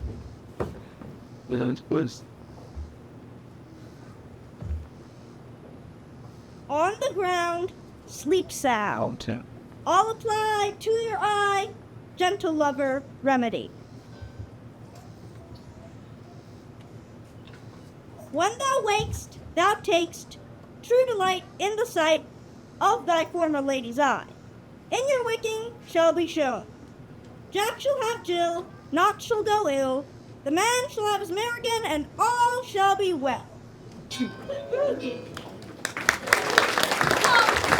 Sit thee down upon this flowery bed, while I thy amiable cheeks do coy, and stick musk roses in thy sleek, smooth head, and kiss thy fair, large ears by gentle joy. Where's Peas Blossom? Scratch my head, Peas Blossom. Where's Cobweb? Renee! Get your weapons in your hand, good Monsieur Cobweb, and kill me. Kill me a red-hipped humblebee on the top of a thistle.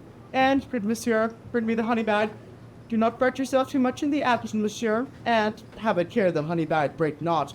I would be loath to have you overflown with the honey bag, Signor. Where's a mustard seed? Ready. I pray you give me your leaf, Monsieur Mustard Seed. Leave your courtesy. What's your will? Nothing but to help cavalry cobweb the straps. Oh, I must to the barber's, Monsieur, for methinks I'm a marvel's hairy about the face. I'm such a tender ass, if my hair do but tickle me, I must scratch it. What? Wilt thou hear some music, my sweet love? I have a reason to hear music. Let's have the tongues and the bones. Or say, sweet love, what thou desires to eat. Oh, truly a pet of provender. I could munch your good dry oats. Methinks I have a great desire to a bottle of hay. Good hay. Sweet hay hath no fellow. I have a venturous fairy that shall seek the squirrel's hoard and fetch thee new nuts. No, I would rather a handful or two of dried peas. Pray you, let none of your people stir me. I have an exposition of sleep come upon me. Sleep thou, and I will wind thee in my arms. And fairies, be gone, be always away. So doth the woodbine, sweet honeysuckle gently entwist. The female ivy so enrings the barky fingers of the elm.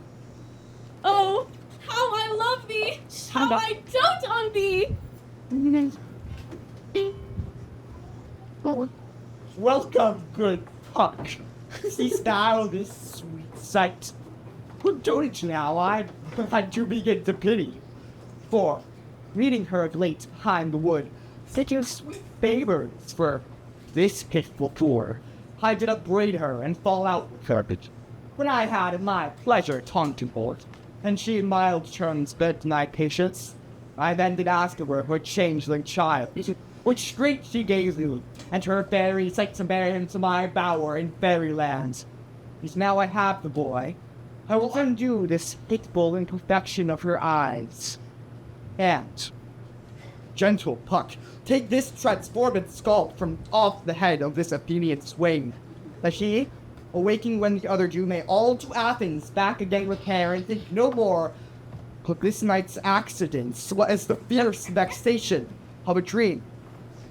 But first, I will release the fair steed.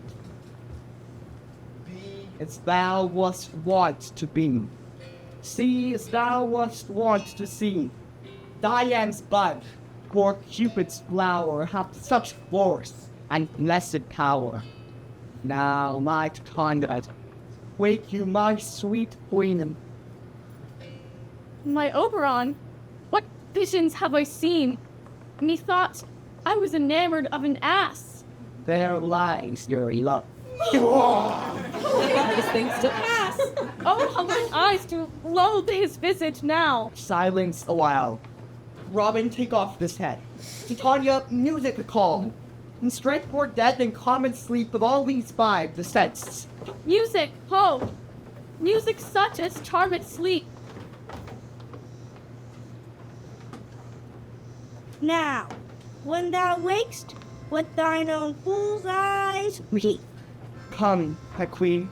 Take candles me and rock the ground where on these sleepers be. Now thou and I are new in amity, and will, tomorrow midnight, solemnly dance in Duke Theseus' house triumphantly, and bless it, to all fair prosperity. There shall the pairs of faithful lovers be wedded, with Theseus all in jollity. Fairy king, attend and look. I do hear the morning lark. Then, my queen, in silence sad, trip we after night shade. Come, my lord, and in our flight, tell me how it came this night that I, sleeping here, was found with these mortals on the ground. Go out, one of you, find the forester. For now, our observation is performed, and since we have the favorite of the day, my love will hear the music of my hounds. Uncouple in the Western Valley. Let them go. Dispatch, I say, and find the forester. We will, fair queen, up to the mountains top and mark the musical confusion of hounds and echo in conjunction. I was with Hercules in Cadmus once, when in a wood of Crete they bayed the bear with hounds of Sparta.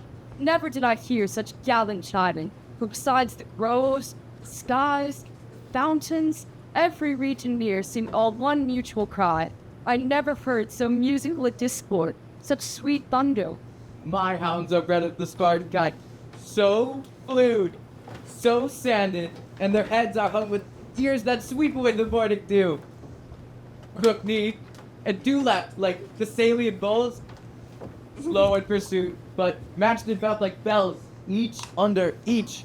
A cry more tunable was never hollow to in Crete, in Sparta, nor in Thessaly.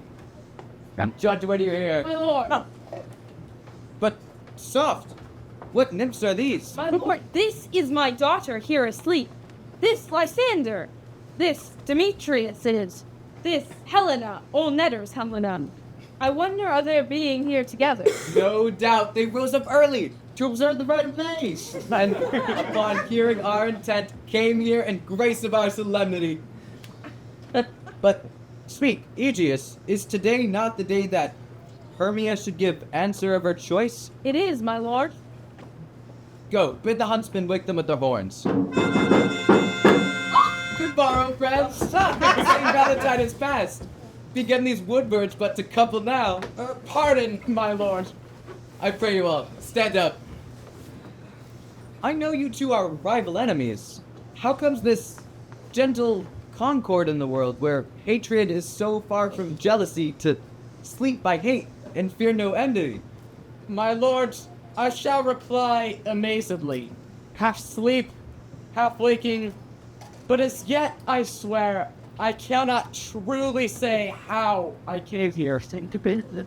But as I think, for truly would I speak, and now I do bethink me. So it is, I came with Hermia hither. Our intent was to be gone from Athens, where we might, without the peril of the Athenian law. Enough! Enough! My lord, you have enough. I beg the law upon his head. They would have stolen away. They would, Demetrius, thereby to have defeated you and me. You of your wife and me of my consent. Of my consent that she should be your wife. My lord, fair Helen told me of their stealth, of this their purpose hither to this wood, and I, in fury, hither followed them, fair Helena, in fancy following me. But, my good lord, I wot not by what power, but by some power it is. My love to Hermia, melted as the snow, seems to me now as the remembrance of an idol god, which in my childhood I did dote upon. And all the faith, the virtue of my heart, the object and pleasure of mine eye, is only Helena. Fair lovers, you are fortunately met. Of this discourse we more will hear anon. Aegeus, I will overbear your will. At the temple, by and by with us, these couples will eternally be knit. Away with us to Athens. 3 and 3 will hold a feast in great solemnity. Cosmopolitan.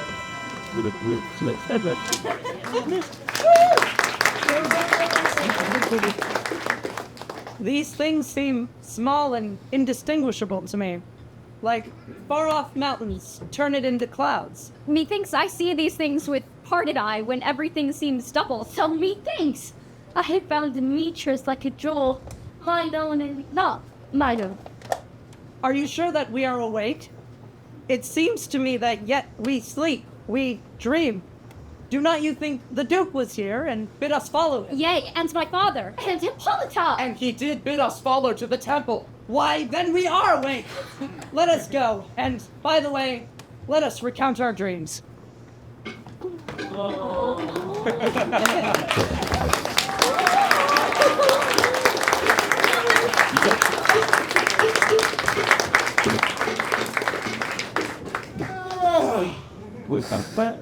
when my cue comes, call me and I will answer. My next is, most fair Pyramus. Hello. Peter Quince. Flute development or Robin Starveling. No. God's my life. Stolen hence and left me asleep. I have had a most rare vision. I have had a dream past the wit of man to say what dream it was. Man is but an ass if we go about to expound this dream. Methought I was. There is no man can say what, but methought I was, and methought I had a. Man is but a patched fool if he will offer to say what methought I had. The eye of man hath not heard. The ear of man hath not seen. Man's hand is not able to taste, his tongue to conceive, nor his heart to report what my dream was. I will get Peter Quince to write a ballad of this dream. It shall be called Bottom's Dream. Because it hath no bottom. And I will sing it in the latter end of a play before the Duke. The play!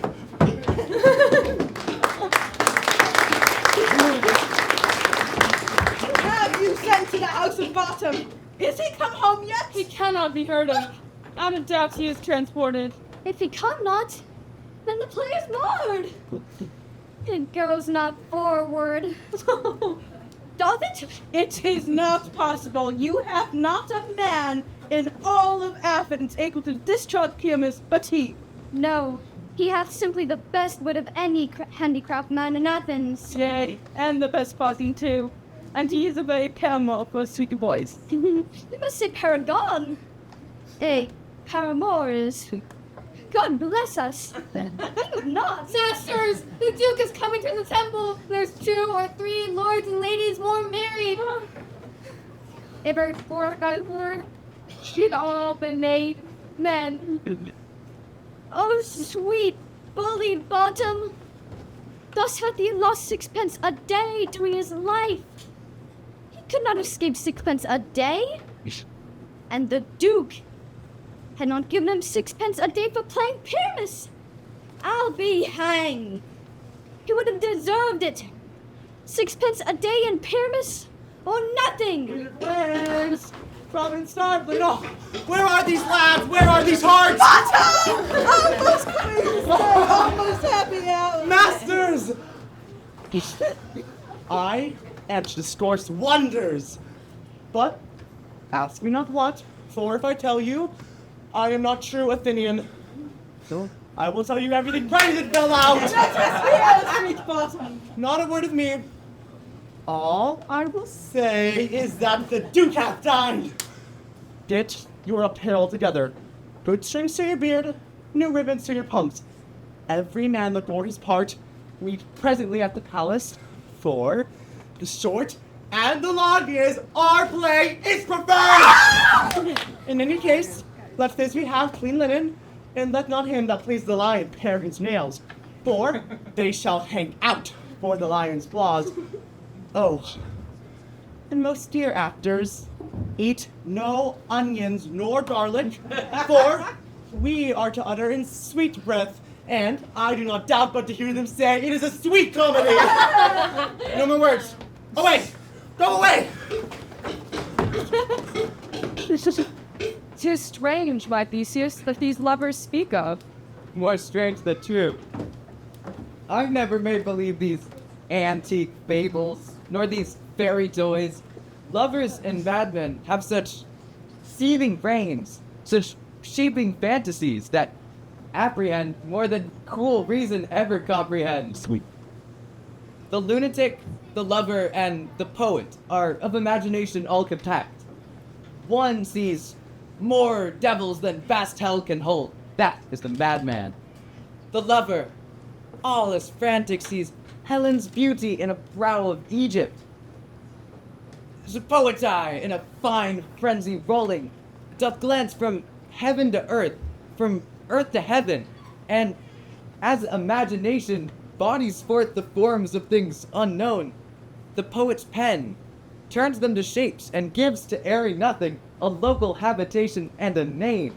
Such tricks have strong imagination that, if it would but apprehend some joy, it comprehends some bringer of that joy.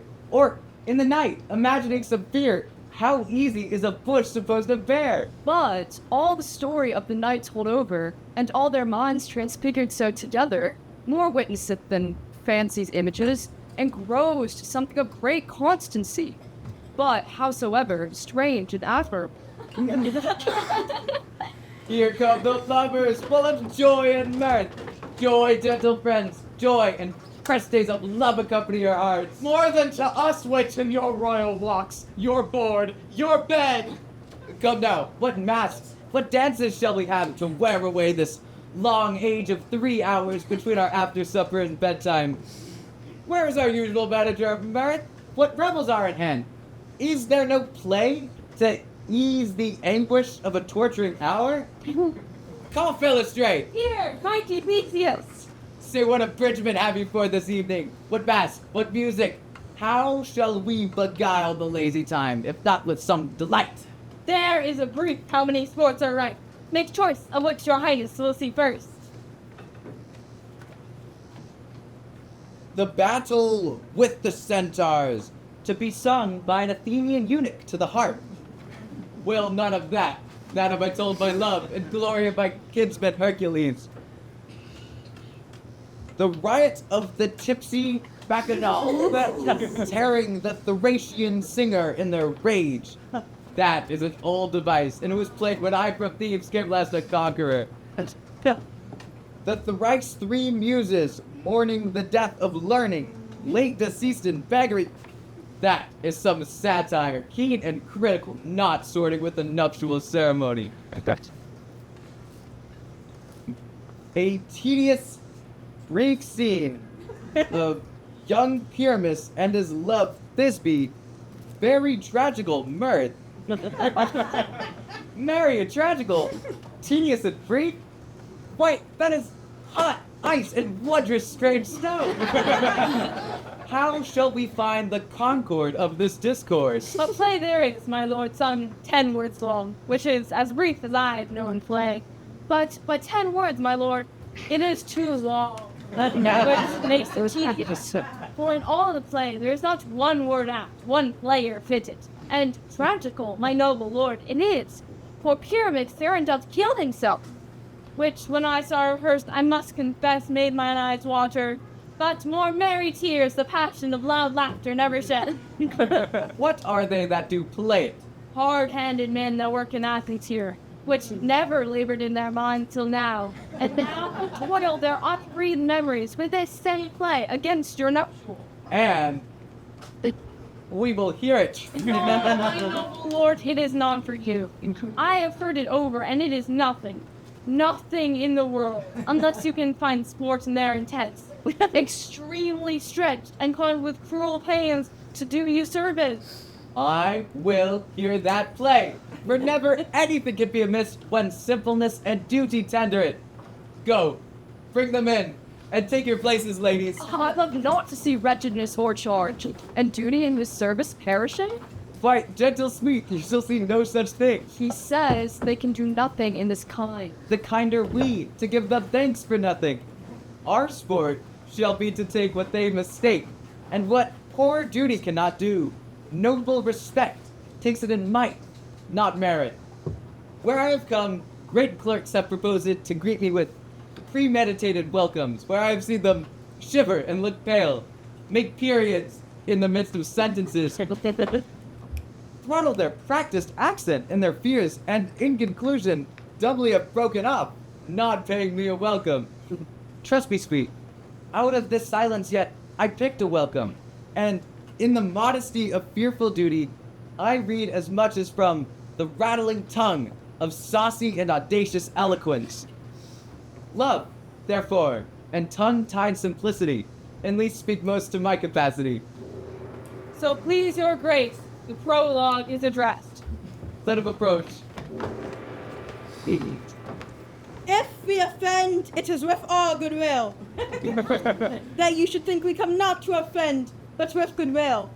To show our simple skill, that is the true beginning of our end. Consider then we come but in despite. We do not come as minding to content you. Our true intent is, all for your delight we are not here. That here you should repent you. The actors are at hand, that by their show you shall know all that you are like to know. This fellow doth cost at a butt point. He hath ran his prologue like a rough colt. He knows not the stuff. Indeed, he had to play on this prologue like a child on the recorder. The sound was not in government. Who is next?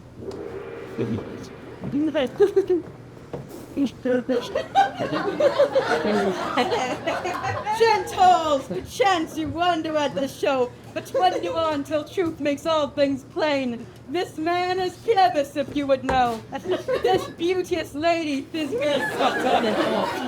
This man with lime and rough cast off present walls. This vile world which did these lovers sunder, and through walls chink, for souls they are content to whisper, at the which let no man wonder.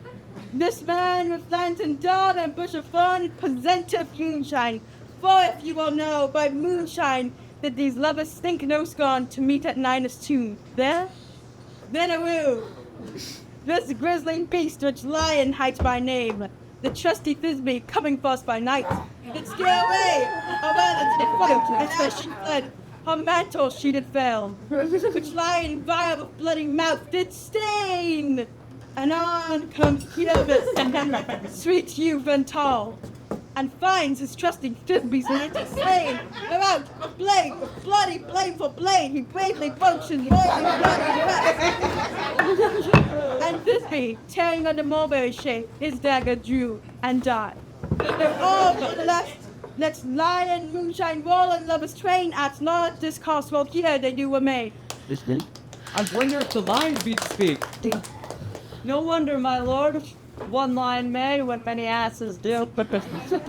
In this same interlude, it doth befall that I, one Snout by name, present a wall. On such a wall as I would have you think, that had in it a crannied hole or chink, through which the lovers, Pyramus and Thisbe, did whisper often, very secretly. This loam, this rough cast, and this stone doth show that I am that same wall. The truth is so. This the cranny is, right and sinister, through which the fearful lovers' arts whisper. Would you desire lime and hair to speak better? It is the wittiest partition that ever I heard discourse, my lord. Pyrrhus draws near the wall. Silence. Oh, grim-looked night. Oh, night with hue so black. Oh, night which ever art when day is not. Oh, night. Oh, night! Alack! Alack! Alack! I fear my Thisbe's promise is forgot. And thou, oh wall, oh sweet, oh lovely wall, that stands between her father's ground and mine. Thou wall, oh sweet and lovely wall, show me thy chink to blink through with mine eye. Thanks, courteous wall. God shield thee well for this. But what's the eye? No Thisbe do I see. Oh, wicked wall through whom I see no bliss. Cursed be thy stones for deceiving me. The wall we think's being sensible should curse again. No, in truth, sir, he should not. Deceiving me is Thisbe's cue. She is to enter now, and I am the spotters of the wall. So, you will see a full pat as I told you. Oh, yonder she comes. Oh, wall, full often hast thou heard my moan, spotting my fair Pyramus and me. My cherry lips have often kissed thy stones with lime and hornet upon me. I see a voice. Now will I chink to spy, and I can hear my Thisbe's face. Thisbe! My love! Thou art my love!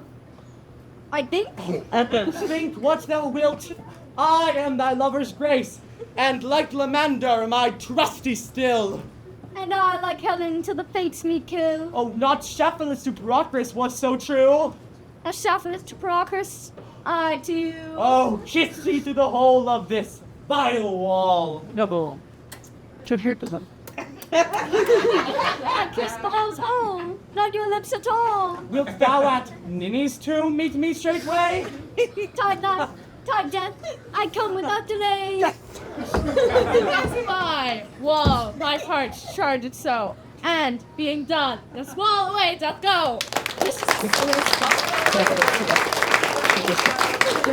The first or no worse of imagination of men, though. It must be your imagination then, and not theirs. And we imagine no worse of them than they of themselves. They may pass for excellent men. Well, here come two noble beasts in, a man and a lion. You ladies, you gentle hearts do fear. The smallest, monstrous mouse that creeps on floor may now both perchance both quake and tremble here, when lion rough in wildest rage doth roar. Then to the eye, a snug the joiner, and my lion spell, nor else no lion stand. For if I come and strike as a lion into this place, 'twere pity on my life. Very gentle beast, and of a good conscience. The very best of a beast, my lord, that e'er I saw. It is well. Let us listen to the moon. This lanthorn doth the horn and moon present. He should have worn the horns on his head. This lanthorn doth the horn and moon present. Myself, the man in the moon, do seem to be. This is the greatest air of all impressed. The man should be put into the lantern. How does he else the man in the moon?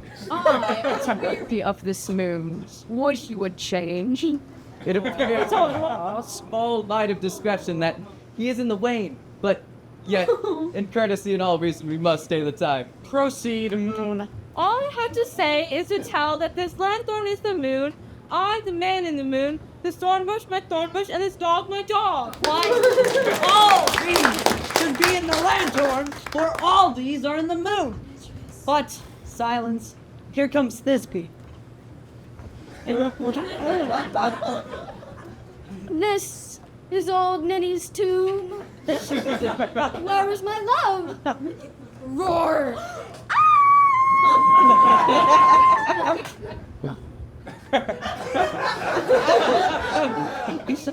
Well roared, lion. Well run, Thisbe. Well shown. Right, the moon shines with a good grace. Well moused, lion. And then came Pyramus. And so the lion vanished. Oh, moon, I thank thee for thy sunny beams. I thank thee, moon, for shining now so bright. For, by thy gracious golden glittering gleams, I trust to take truest Thisbe's sight. But stay, oh spite! But mark, poor knight, what dreadful doll is here? Eyes, do you see? How can it be? Oh, dainty duck, oh dear! Thy mantle good? What? Stained with blood? Approach, ye furies fell! Oh, fates, come, come, cut thread and thrum, quail crush, conclude and quell! This passion and the death of a dear friend would go near to make a man look sad. Beshrew my heart, but I pity the man. Oh, wherefore nature didst thou lions frame?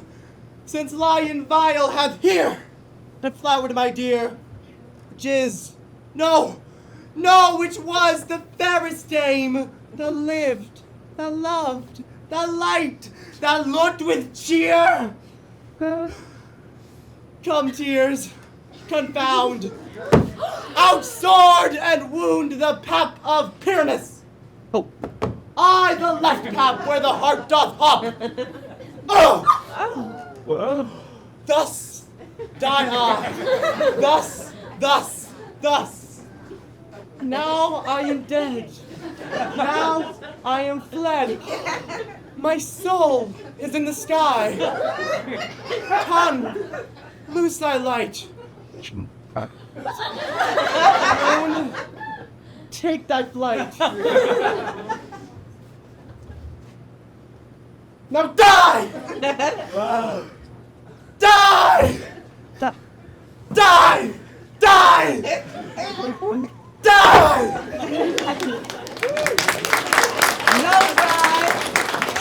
No die, but an ace for him, for he is but one. Less than an ace, man, for he is dead. He is nothing. With the help of a surgeon, he might yet recover, and yet prove an ass. How chance Moonshine is gone before Thisbe comes back and finds her lover? She will find him by starlight.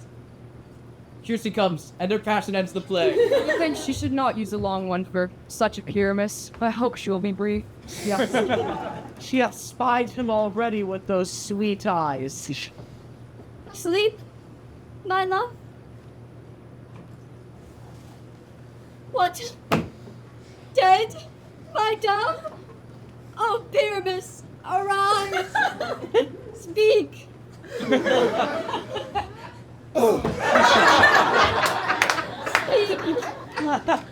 Madame? Dead? Dead? A tomb must cover thy sweet eyes. These lily lips, this cherry nose, these yellow cowslip cheeks.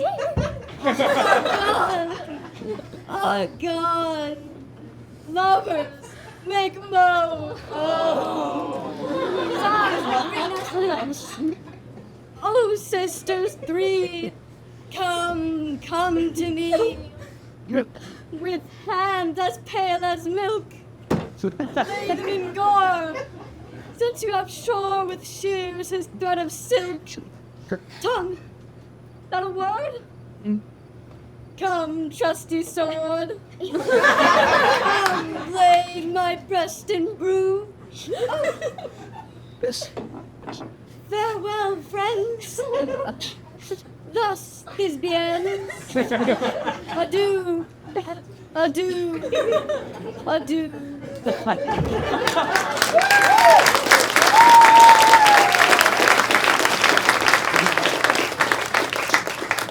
Moonshine and Lion are left to bury the dead. Aye. And wall too. No! I assure you the wall is down that part of their fathers. But will it please your worship to see the epilogue or to hear a burgermaster dance between all of our company? No epilogue, I pray you, for your play needs no excuse. Never excuse. For when the players are all dead, there need none be played. Mary, if he that writ it had played Pyramus and hung himself at Thisbe's garter, it would have been a fine tragedy. And so it is, truly and very notably discharged.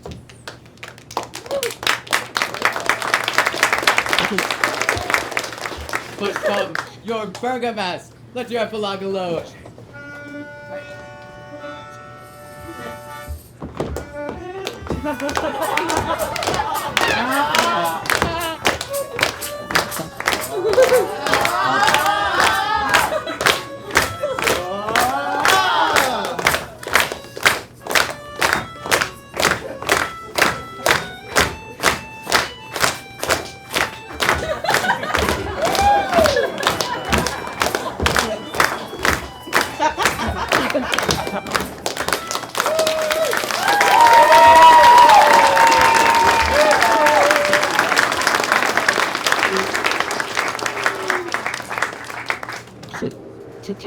The iron tongue of midnight, not till 12. Lovers to bed, 'tis almost fairy time. I fear we shall outsleep the coming morn, as much as we this night have overwatched. This palpable gross play hath well beguiled the heavy gate of night. Sweet friends, to bed. A fortnight hold we this solemnity in nightly revels and new jollity.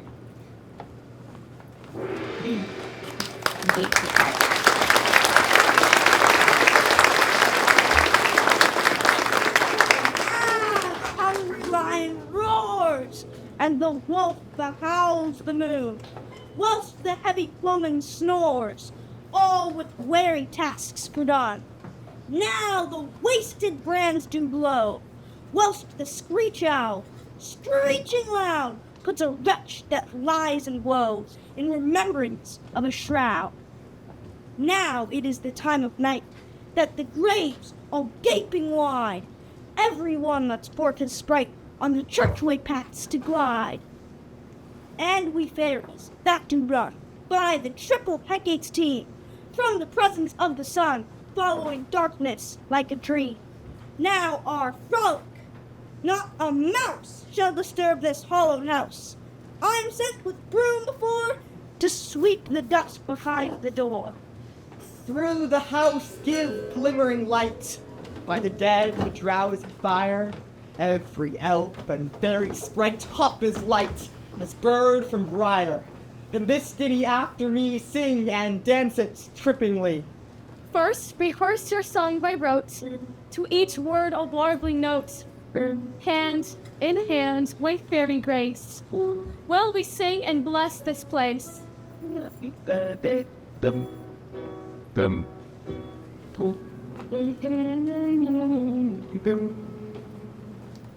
Something to put it down.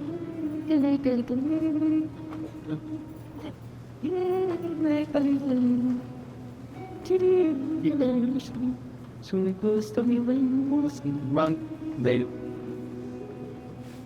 Hey. Going.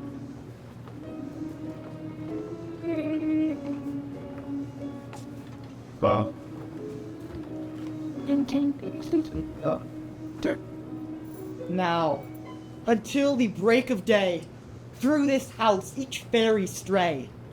To the best bride bed will we, which by us shall blessed be, and the issue there create ever shall be fortunate. So shall all the couples three ever true in loving be. From the blots of nature's hand shall not in their issue stand. Never mole, hair lip, nor star, nor mark prodigious, such as are despised in nativity, shall upon their children be. With this field do consecrate, every fairy take his gate, and each several chamber bless through this palace with sweet peace, and the owner of it blessed, ever shall in safety rest. Trip away, make no stay, meet me all at break of day. Good, slaves. Bad. You singing? If we shadows have offended, think but this, and all is mended, that you have but slumbered here, while these visions did appear. And this weak and idle theme, no more yielding, but a dream. Gentles, do not reprehend. If you pardon, we will mend. And as I am an honest luck, if we have unearned luck now to escape the serpent's tongue, we will make amends ere long, else the puck a liar Calm. So good night unto you all. Give me your hands if we be friends, and Robin shall restore amends. Keep it.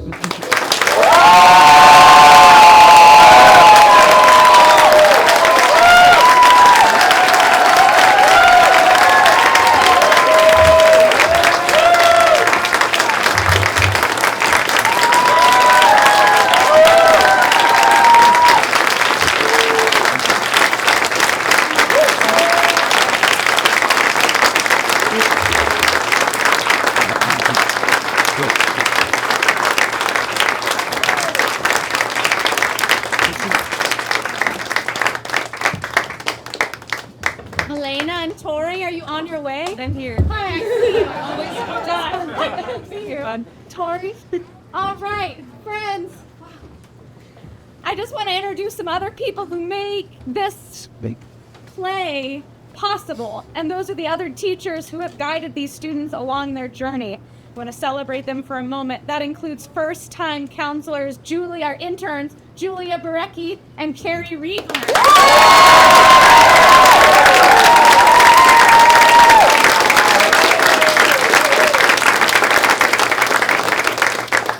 And head counselor Tori Borgston.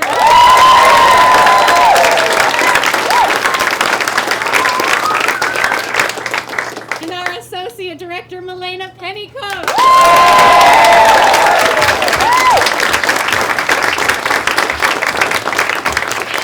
And the founder of Shakespeare at Winedale and Camp Shakespeare, who has made all of this possible, Doc Ayers.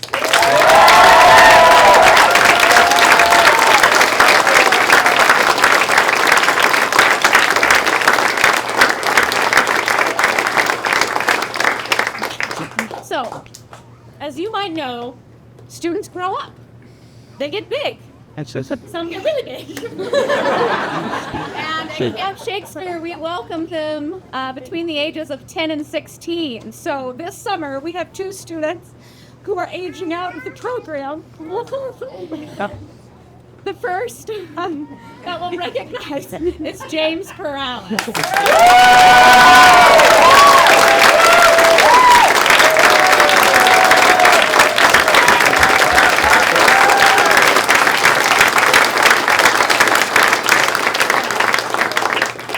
There you are. And the second is Sam Nelson.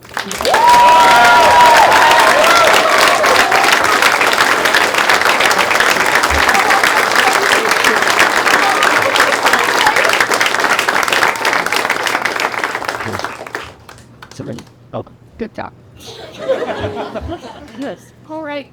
Well, y'all did a beautiful job. Yeah, baby. You want to meet your guests under the pecan trees in the shade? Great. Let's do it.